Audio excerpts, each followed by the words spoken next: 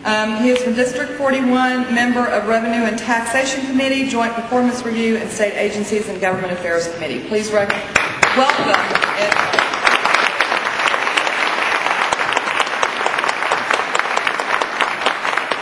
Thank you very much. Well, I think some of what I wanted to say has been said, and I'll try to go through this as well as I can, but let me just say right off the bat, I can kind of sum this up, the feeling of this, in one phrase, and that is, welcome to the revolution.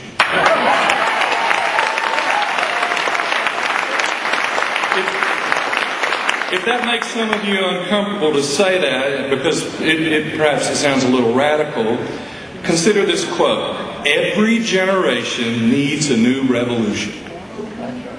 That prescription came from Thomas Jefferson, author of the Declaration of Independence, my kind of radical. After the Revolution of Independence, this nation began as a group of allied states under the Articles of Confederation. Founding fathers envisioned that to be the great nation we're called to be to this world, we should form a more perfect union, and the Constitution of the United States was drafted. But the focus and the safeguards of the Constitution stressed federalism, the sovereignty of states. The role of the national government was restricted and specifically defined.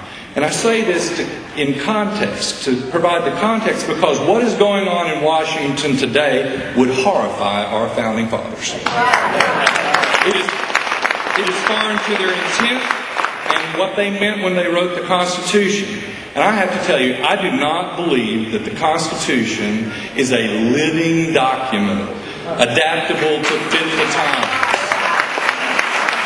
Rather, it is an abiding principle, a bedrock, to stand a great nation upon. Today, two major pieces of legislation are being forced on the American people against their will: government control of health care and cap and tax. The effect of either of these on Arkansas would be traumatic.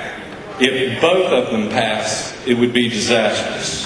Not counting the impact of the federal taxes that you will all pay, the unfunded mandate of additional medical costs to the state, as has been mentioned before, would be somewhere between $200 and $400 million. Now, Arkansas, as said, we have a constitutionally mandated balanced budget, thank God.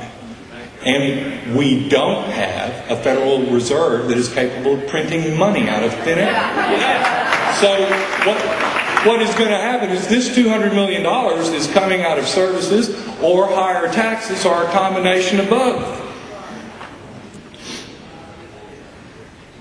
It's a job killer for Arkansas. Medicare is broke. Congress' idea about this is, if it's broke, then expand it. In business, I've never seen that work. The provision that would force Americans to either purchase insurance or face fine or imprisonment has to be in violation of the Constitution. I cannot imagine the federal government's role like that being envisioned by our founding fathers. Now, cap and tax would cost the average Arkansan's household about $1,000 per year. We have a per capita income of $28,000. How are we going to afford that? You know, most Arkansans live in rural areas and commute long distances to work. There is no way to afford that. This is a political agenda of tax and control. Oh, they tout science, but I want to tell you, they violate the scientific method. You see, they've gone from hypothesis to theory.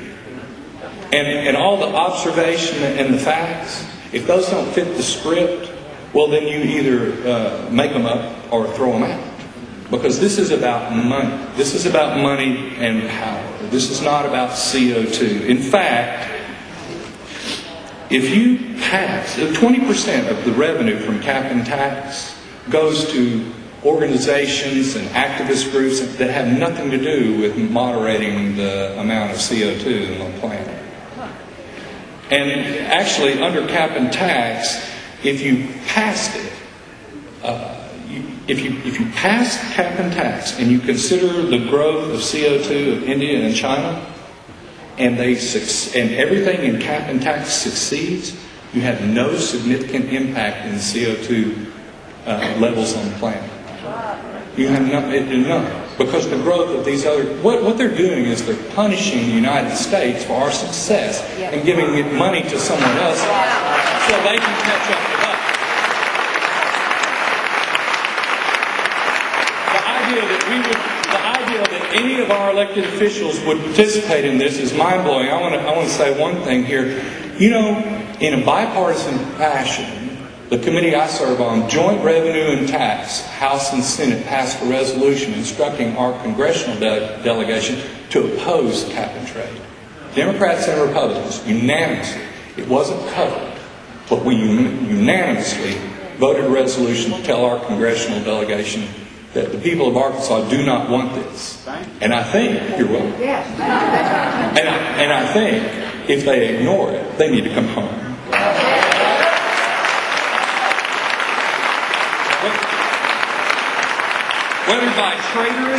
Whether by traitors' design or due to a prevalence of dunces in the chambers, Congress is preparing to use a broom of Federal Reserve fiat money printed out of thin air, soaring new taxes, the fiscal tyranny of exploding deficits, the devalued dollar, and expanded government control of our lives to sweep this great nation, the best hope of freedom in the world, into the dustbin of history.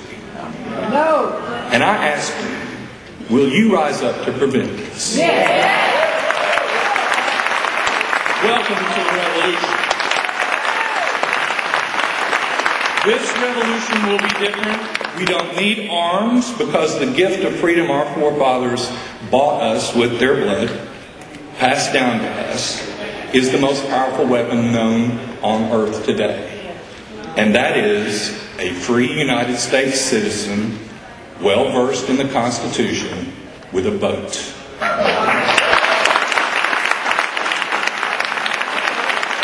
Let me conclude by saying hope has been a very misused word of late.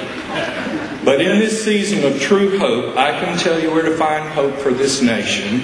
Because as I am privileged to stand before you today, I look and I see that in your faces. And you look around. You can see it in each other's faces. I know that you will not stand quietly by and let this nation go into decline. I know you will invite your countrymen to the revolution of this generation. Thank you for giving me hope today. And Merry Christmas.